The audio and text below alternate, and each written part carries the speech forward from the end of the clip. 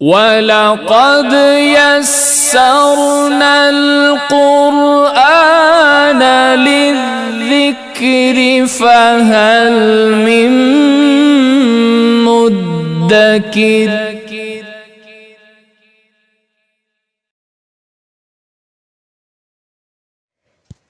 بسم اللہ الرحمن الرحیم۔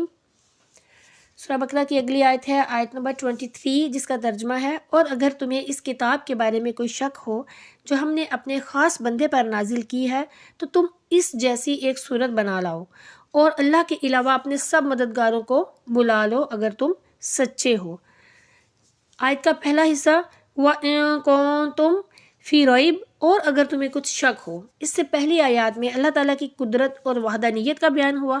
اور یہاں سے حضور نبی اکرم صلی اللہ علیہ وآلہ وسلم کی نبوت اور قرآن کریم کے اللہ تعالیٰ کی بے مثل کتاب ہونے کی وہ قاہر دلیل بیان کی جا رہی ہے جو طالب صادق کو اطمینان بخشے اور جو منکر ہیں ان کو عاجز کر دے۔ اللہ تعالیٰ کی عظمت کی سب سے بڑی دلیل حضور سید عالم محمد مصطفیٰ کریم صلی اللہ علیہ وآلہ وسلم ہے، اور حضور سید عالم محمد مصطفیٰ کریم صلی اللہ علیہ وآلہ وسلم کی عظمت جو ہے ان کی سب سے بڑی دلیل قرآن مجید ہے، لہٰذا اس رکوع میں ترتیب سے ان سب کو بیان کیا گیا ہے۔ پہلے اللہ تعالیٰ کی ذات اور صفات کا ذکر فرمایا گیا جس سے ان لوگوں کی تردید ہو گئی جو کہ اللہ تعالیٰ کی ذات اور اس کی صفات کے منکر تھے۔ اب نبوت کا ذکر فرمایا جا رہا ہے تاکہ نبوت کے جو منکرین ہیں ان کی تردید ہو جائے۔ جس طرح اللہ تعالیٰ نے اپنی پہچان اپنی مخلوق کے ذریعے سے کرائی، اسی طرح نبی کی جو پہچان ہے وہ کتاب کے ذریعے سے کروا رہا ہے۔ آگے دیکھیے جو آیت ہے اولا عبدنا، یعنی اپنے خاص بندے پر۔ اب یہاں پر خاص بندے سے مراد کیا ہے؟ یہاں اس آیت میں خاص بندے سے حضور نبی اکرم صلی اللہ علیہ وآلہ وسلم جو ہے وہ مراد ہیں۔ یہاں اس انداز تعبیر میں نبی رحمت صلی اللہ علیہ وآلہ وسلم کی شان محبوبیت کی طرف بھی اشارہ ہے کہ نبی کریم صلی اللہ علیہ وآلہ وسلم کی ہر ادا اللہ کی ربوبیت کا پتہ ہے، لہٰذا عبداللہ ہونا حضور نبی کریم صلی اللہ علیہ وآلہ وسلم کی بہت بڑی صفت ہے۔ اب آیت کا جو اگلا حصہ ہے فَأْتُوا بِسُورَةٍ مِّن مِّثْلِهِ، یعنی یہاں پہ اب اللہ تعالیٰ فرما رہا ہے کہ تو تم اس جیسی ایک صورت بنا لاؤ۔ آیت کے اس حصے میں اور اس کے بعد والی آیت میں قرآن کے بے مثل ہونے پر دو ٹوک الفاظ میں ایک کھلی دلیل دی جا رہی ہے کہ اپنی فصاحت و بلاغت پر ناز کرنے والوں کو چیلنج ہے کہ اگر تم قرآن کو اللہ تعالیٰ کی کتاب نہیں بلکہ کسی انسان کی تصنیف سمجھتے ہو تو چونکہ تم بھی انسان ہو لہٰذا تم ایسے کرو کہ اس جیسی ایک صورت بنا کر لے آؤ جو فصاحت و بلاغت، حسن ترتیب، غیب کی خبریں دینے اور دیگر امور میں قرآن پاک کی مثل ہو، اور اگر ایسی کوئی صورت بلکہ آیت تک نہ بنا سکو تو سمجھ لو کہ قرآن اللہ تعالیٰ کی کتاب ہے، اور اللہ تعالیٰ کی کتاب کا انکار کرنے والوں کا جو انجام ہے وہ دوزخ ہے جو کہ بطور خاص کافروں کے لیے تیار کی گئی ہے۔ اب یہاں یہ بات بھی یاد رکھیے کہ یہ جو چیلنج ہے،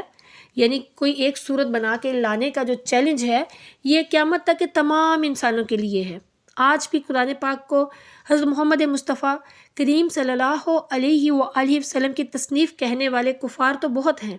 مگر قرآن کی مثل ایک آیت بنانے والا آج تک نہ تو کوئی سامنے آیا اور نہ ہی پیدا ہوا۔ اب یہاں پر دیکھیے قرآن پاک کے اعجاز یعنی اعجاز قرآن کی وجوہات ہیں۔ کیا ہیں؟ کہ قرآن پاک وہ بے مثل کتاب ہے کہ لوگ اپنے تمام تر کمالات کے باوجود قرآن پاک جیسا کلام بنانے سے عاجز ہیں، اور جنوں انس مل کر بھی اس کی آیت جیسی ایک آیت بھی نہیں بنا سکتے۔ اس کی بنیادی وجہ کیا ہے؟ اس کی بنیادی وجہ یہ ہے کہ قرآن پاک اللہ تعالیٰ کا کلام ہے، اور مخلوق میں کسی کے پاس بھی اتنی طاقت نہیں کہ وہ اللہ تعالیٰ کے کلام کی مثل کلام بنا سکے، اور یہی وجہ ہے کہ آج صدیاں گزرنے کے باوجود آج تک کوئی بھی قرآن مجید کے دیے ہوئے اس چیلنج کا جواب نہیں دے سکا، اور نہ ہی قیامت تک کوئی دے سکتا ہے۔ قرآن پاک کے بے مثل ہونے کی بہت سی وجوہات ہیں، اور بہت سے علماء اور مفسرین نے اپنی کتابوں میں بہت شرح و بسط کے ساتھ ان کو بیان فرمایا ہے۔ اس کی کچھ وجوہات میں آپ کے ساتھ شیئر کروں گی۔ فصاحت و بلاغت کے اعتبار سے عرب کے جو لوگ فصاحت اور بلاغت کے میدان کے شاہسوار تھے، اور ان کی صفوں میں بہت سے ایسے لوگ موجود تھے جو کہ بلاغت کے فن میں اعلیٰ ترین منصب رکھنے والے تھے، عمدہ الفاظ بولنے والے تھے، چھوٹے اور بڑے جملوں کو بڑی فصاحت سے تیار کرنے والے تھے، اور تھوڑے کلام میں بہترین تصرف کر لیتے تھے، اپنی مراد کو بڑے عمدہ انداز میں بیان کرتے، کلام میں فصاحت اور بلاغت کے تمام فنون کی رعایت کرتے، اور ایسے ماہر تھے کہ فصاحت اور بلاغت کے جس دروازے سے چاہتے داخل ہو جاتے تھے۔ الغرض دنیا میں ہر طرف ان کی فصاحت و بلاغت کا ڈنکا بجتا تھا، اور لوگ فصاحت و بلاغت میں ان کا مقابلہ کرنے کی تاب نہیں رکھتے تھے۔ ان اہل عرب کو فصاحت و بلاغت کے میدان میں اگر کسی نے عاجز کیا تو وہ کلام قرآن مجید ہے۔ اس مقدس کتاب کی فصاحت و بلاغت نے اہل عرب کی عقلوں کو حیران کر دیا اور اپنی مثل لانے سے عاجز کر دیا۔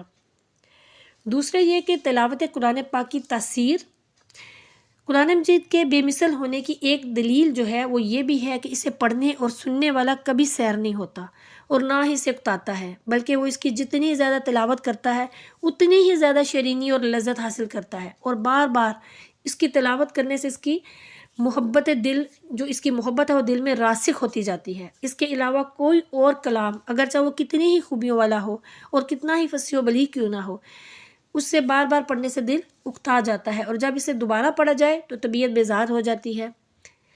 قرآن پاک کی اس شان کے بارے میں حضرت حارث رضی اللہ تعالیٰ عنہ سے مروی ہے کہ حضرت علی المرتضیٰ کرم اللہ وجہ الکریم فرماتے ہیں کہ نبی کریم صلی اللہ علیہ وآلہ وسلم نے ارشاد فرمایا، قرآن وہ ہے کہ جس کی برکت سے خواہشات بگڑتی نہیں، اور جس سے دوسری زبانیں مشتبہ نہیں ہوتی، علماء اس سے سیر نہیں ہوتے، یہ بار بار دہرائے جانے سے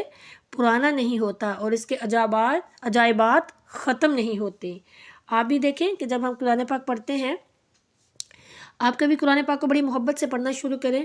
تو دل ہی نہیں کرتا کہ اس کو ہم چھوڑیں، دل چاہتا ہے پڑھتے جائیں، تھوڑا سا اور پڑھ لیں، تھوڑا سا اور پڑھ لیں۔ تو یہ قرآن پاک کا اعجاز ہے۔ اس قرآن پاک کی آیات میں رعب، قوت اور جلال ہے کہ جب کوئی ان کی تلاوت کرتا ہے یا انہیں کسی سے سنتا ہے تو اس کے دل پر ہیبت طاری ہو جاتی ہے، حتیٰ کہ جس سے قرآن پاک کی آیات کے معنی سمجھ میں نہ آ رہے ہوں اور وہ آیات کی تفسیر بھی نہ جانتا ہو، اس پر بھی رقت طاری ہو جاتی ہے، جبکہ قرآن پاک کے علاوہ اور کسی کتاب میں یہ وصف نہیں پایا جاتا، اگرچہ وہ کیسے ہی انداز میں کیوں نہ لکھی گئی ہو۔ ابھی بھی کچھ عرصہ پہلے ایک ویڈیو دیکھی گئی تھی کہ جو کہ انگریز لوگ ہیں، تو وہ کفار ہیں، تو قرآن پاک کی تلاوت لگائی، ان کو تو سمجھ نہیں آ رہی تھی نا عربی کی، لیکن وہ رو رہے تھے۔ یہ دیکھیں کتنی زبردست یہ خوبصورت بات ہے، یہی قرآن پاک کا اعجاز ہے۔ پھر قرآن پاک کا ایک اور اعجاز ہے کہ غیب کی خبریں ہیں۔ قرآن پاک میں مستقبل کے متعلق جو خبریں دی گئیں وہ تمام کی تمام پوری ہوئیں۔ مثلا زمانہ نبوی میں رومیوں کے ایرانیوں پر غالب آنے کی خبر دی گئی اور وہ 100% پوری ہو گئی۔ اور اس کے علاوہ بھی اگر آپ بھی قرآن پاک پڑھیں اور جتنی باتیں ہیں ساری کی ساری قرآن پاک میں جو خبریں تھیں وہ ساری پوری ہو گئیں۔ اللہ تعالیٰ ہمیں قرآن پاک کو سمجھ کر پڑھنے کی توفیق عطا فرمائے۔